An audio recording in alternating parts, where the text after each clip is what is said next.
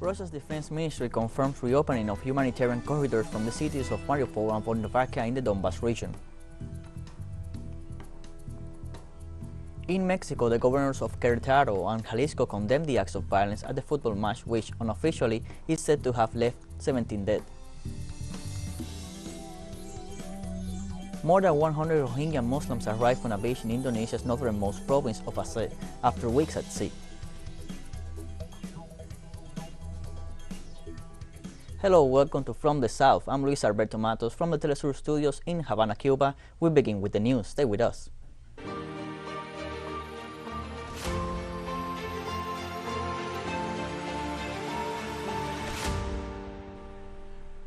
The Russian Defense Ministry has confirmed this Sunday the reopening of the humanitarian corridors from the city of Mariupol and Volnovakha in the Donbas region.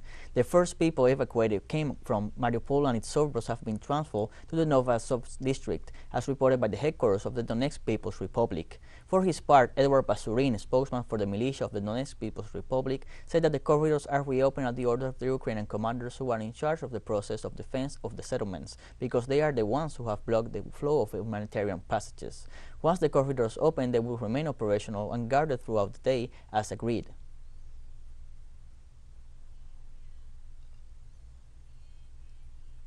As the crisis in Eastern Ukraine continues to unfold, we have our TeleSUR collaborator Abbas Sabah with updated details about the situation in Ukraine's capital. On the 10th day of the Russian military operation to protect the Donbas region, the people of Kiev continue to leave the city. These cars we see are all coming out of Kiev. Although there is no traffic on this road here, there is traffic on the other entrances to Kiev. Therefore, whoever can get out of the capital should not delay in doing so, especially because the battles are more intense in the northwest of Kiev, near the border with Belarus, and in the northeast near the border with Russia. The Chernigov axis is the hottest, and then there is Brovary, Gostomel, and the mother of all battles, as it is called, in Bucha and Irpin, which are only 20 kilometers from Kiev. Russian forces are getting closer and closer to the Ukrainian capital, and sirens have not stopped surrounding in the last hours in the city of Kiev. Ukrainian authorities announced that the third round of peace talks between Kiev and Moscow will take place on March 7th. It was reported that the Ukrainian executive plans to move forward in the negotiations with Moscow based on the development of the evacuation of the civilian population agreed for March 5th.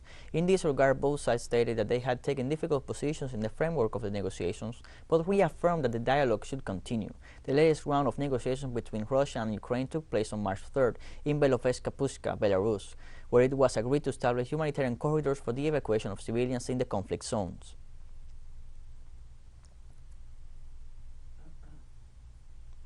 And Russian troops seized control of a Ukrainian armed forces military base near the village of Radensk in Kherson region. According to the Russian Defense Ministry, more than 4,000 tons of ammunition, rocket shells for multiple launch rocket systems, as well as mortar ammunition and high-explosive fragmentation shells were found in the base. The ministry said that the base was probably used for training by Marines, sappers, signalmen, tankers, and artillerymen.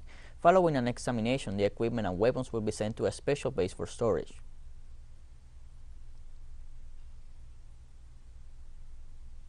The leader of the Donetsk People's Republic, Denis Pushilin, reported on Saturday that an explosion caused by Ukrainian nationalists from the Azov regiment in a building in Mariupol left 200 people trapped under the rubble. Pushilin stated that most civilians trapped were women and children, while saying that the humanitarian corridor open towards the Zaporizhzhia region and announced by the Mariupol authorities was very insecure.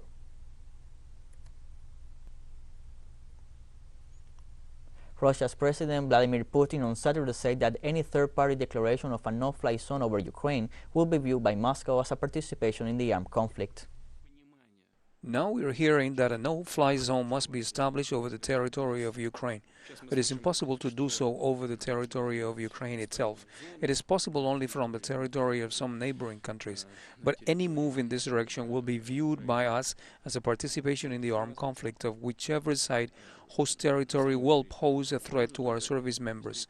That very second we will view them as participants of the military conflict, and it would not matter what members they are. The Russian president also said Saturday he has no plans to declare martial law in Russia. Martial law in the country is declared in accordance with the law at the president's order, and it has to be approved by the Federation Council decision in an instance of external aggression in defined areas of military activity. But we don't have that situation, and I hope we don't have one. There are several options: martial law, special emergency state, which is also declared at an order approved by the Federation Council in the case of a large-scale external threat, and another emergency state normally announced regionally. It could be announced for the whole country in the case of industrial and national disasters and so on. That's not happening either, thank God. We're not going to introduce any emergency states on the territory of the Russian Federation. Despite the fact that Russia has been labeled by the whole European Union system as the dangerous enemy, this Friday the European Court of Human Rights has asked Moscow to take care of the protection of civilians during evacuations.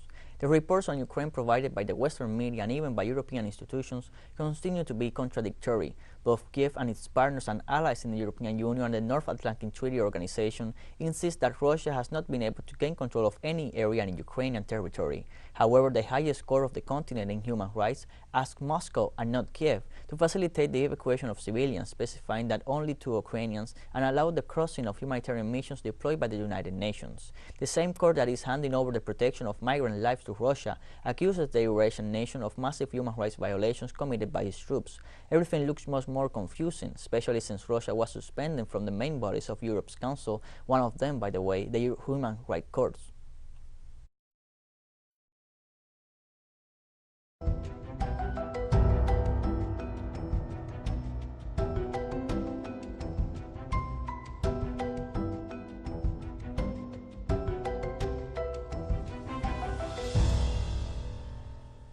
Torrential rains that fell in the Brazilian city of Petrópolis has caused the death of at least 233 people, according to the fire service. Rescue teams have been searching for an unknown number of people who had disappeared.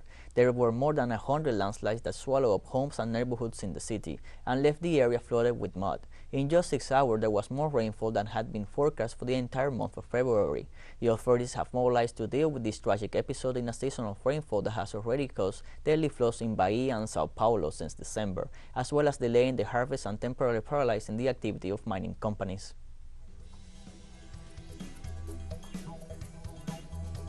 Let us take a short break now and join us again after this.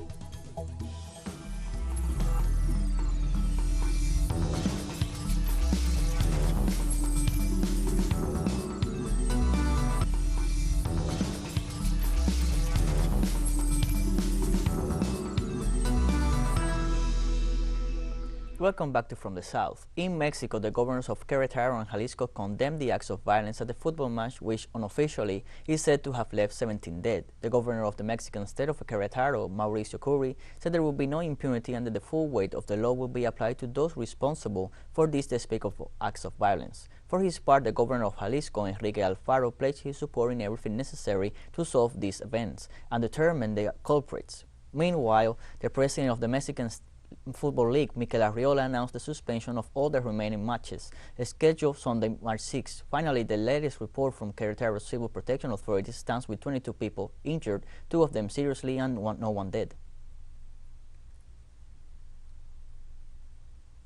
And also in Mexico, another journalist was killed in the central state of Zacatecas, becoming the 7th kill in the country so far this year. State Governor David Monreal confirmed the killing of Juan Carlos Muñiz, who covered crime for the online news site Testigo Minero in Fresnillo.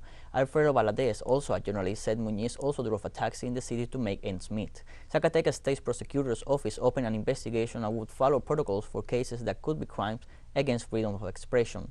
Zacatecas is one of Mexico's most violent states. In January, the bodies of 8 men and 2 women were found crammed into a pickup truck left before dawn near a Christmas tree in the main plaza of the state capital. The state is the scene of a bloody struggle for control between the Sinaloa and Jalisco cartels. The United Socialist Party of Venezuela began its 5th Congress this Saturday, focusing on priority issues for the nation, among them the impact of the COVID-19 pandemic and communication. The event will be attended by the party's youth as well as around 2,200 delegates from at least 25 movements. This activity will be dedicated to the leader of the Bolivarian Revolution, Hugo Chavez, on the 9th anniversary of his demise. During the Congress, different dynamics will be carried out for the debate and discussion of the fundamental problems of the people and the nation. Among the main themes are those suggested by President Nicolas Maduro in what he called the 3 R's: resistance, rebirth, and revolution, as well as the fight against corruption and protection of sovereignty. In Argentina, a bishop close to Pope Francis was sentenced to 4 years and 6 months in prison for the sexual abuse of 2 seminarians. His immediate arrest has been ordered. Bishop Oscar Sancheta, 57, was denounced in 2018 by 2 seminarians for acts that occurred several years earlier. According to the ruling of a court in the northeastern city of Oran, the immediate arrest of the priest was ordered. The bishop traveled from the Vatican to attend the hearings, where he was sentenced as author of the crime of simple, maintained, and aggravated sexual abuse, since it was committed by a minister of religious worship, according to a statement from the judiciary of the province of Salta. Meanwhile, the court requested that Sancheta be registered in the genetic data bank, where rapists are also recorded. We move to Bolivia. The strike called by Rómulo Calvo, president of the Civic Committee of Santa Cruz, failed overwhelmingly, according to data registered by the Ministry of Public Works. 92% of the municipalities did not join the call.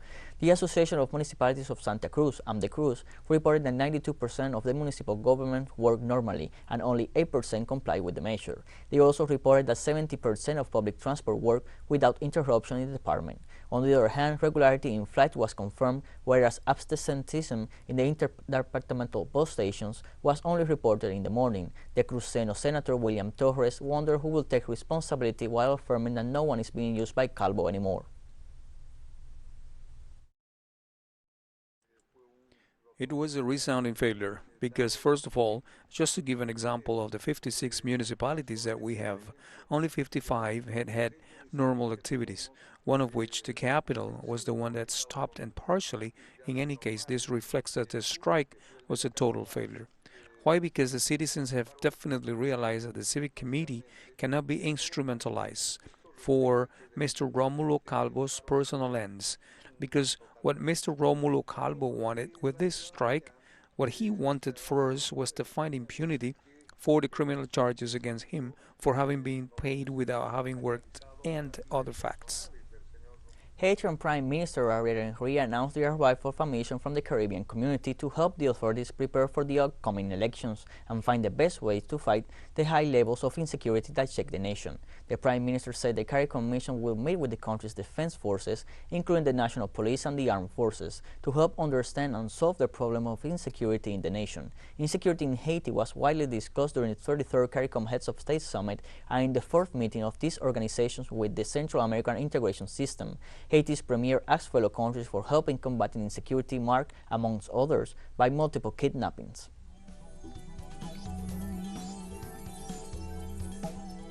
We have one final short break coming up right now, so stay with us.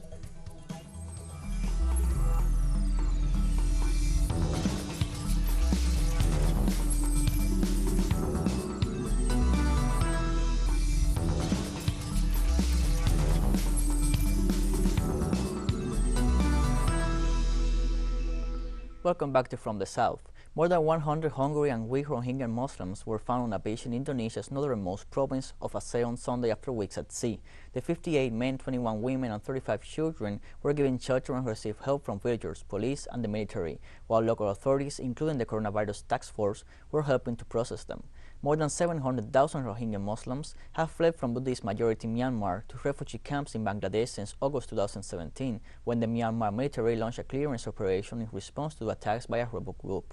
Myanmar security forces have been accused of mass rapes, killings, and the burning of thousands of homes. Groups of Rohingya have attempted to leave the crowded camps in Bangladesh and travel by sea in hazardous voyages to other Muslim-majority countries in the region.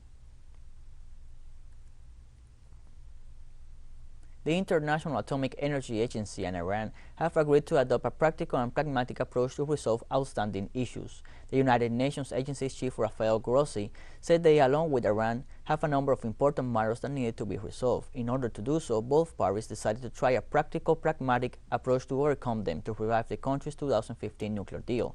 The Atomic Energy Organization of Iran said the two sides had come to the conclusion that some documents which need to be exchanged between the IAEA and the Iranian organization should be exchanged by May 22nd. Grossi's visit to Tehran came after Britain, one of the parties to parallel talks on the deal in Vienna, indicated an agreement was close. The 2015 nuclear deal has been hanging by a thread since the United States' unilateral withdrawal in 2018 on the then President Donald Trump.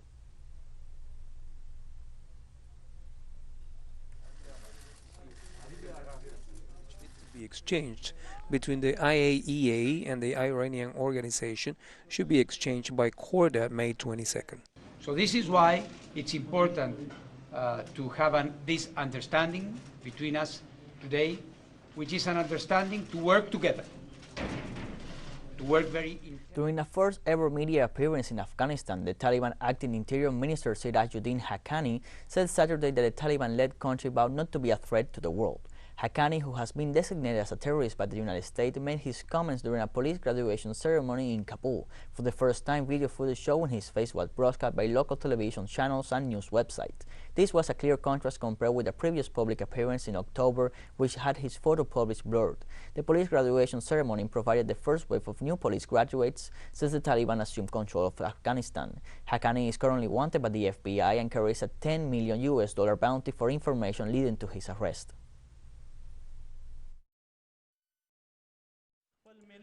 We have promised the world and our nation that our country will not be a threat to anyone, and we will safeguard the lives and properties of our countrymen. The individuals present here are fully responsible to do that job. There are news on Friday's attack against a Shia community mosque in Pakistan, as a few hours ago the terrorist group Daesh claimed responsibility for the brutal attack.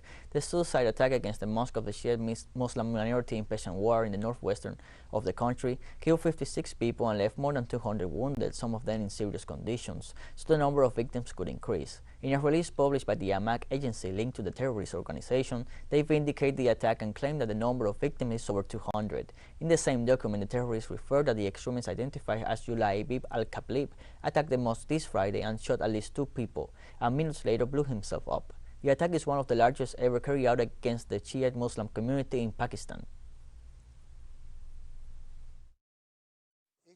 These were human beings and worshippers inside a mosque, and they were brutally killed at a time when they were busy praying to God.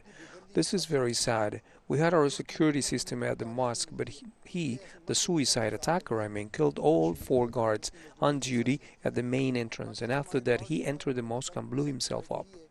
According to the latest report, the death toll has reached 57. Some of the funerals are pending as their relatives are coming from the U.S., England, and other parts of the country. So some funerals will be done tomorrow, and at the moment we've had 16 funerals. According to South Korean armed forces, North Korea has conducted a new launch of an unidentified missile aimed at the Sea of Japan. This will be the 9th missile test this year. According to reports in Seoul, Pyongyang has already conducted 7 tests of various weapons between January and February, including one to develop a reconnaissance satellite. South Korea claims that the escalation in testing stems from North Korean leader Kim Jong-un's order to bolster the country's military capabilities by 2022. North Korea has repeatedly stated that the nature of its military capability is one of self-defense in the face of hostile actions between what is described as its greatest enemy, the United States, and its closest ally, South Korea.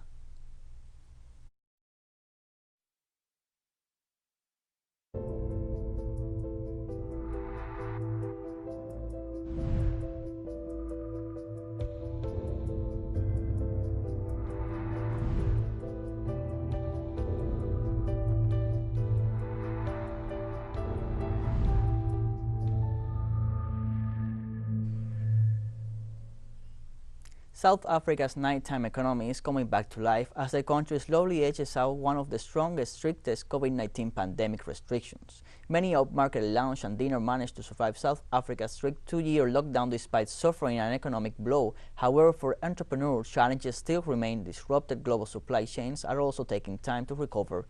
Impact on day-to-day operations. With talk of the lockdown being scrapped completely, restaurateurs are confident the economy will begin to look healthier.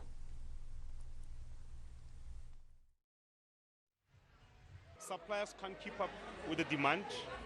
You need to run around for your stock, so it's really difficult. But other than that, I'd say things are slowly but surely going back to normal. It will take time. I mean, the damage was huge. It was massive. So with time, I think we'll get back to normal. We have come to the end of this news brief. You can find these and many other stories on our website at telesurenglish.net. Remember, you can also join us on social media, Facebook, Twitter, Instagram, and Telegram. For TeleSUR English, I'm Luis Alberto Matos. Thank you for watching.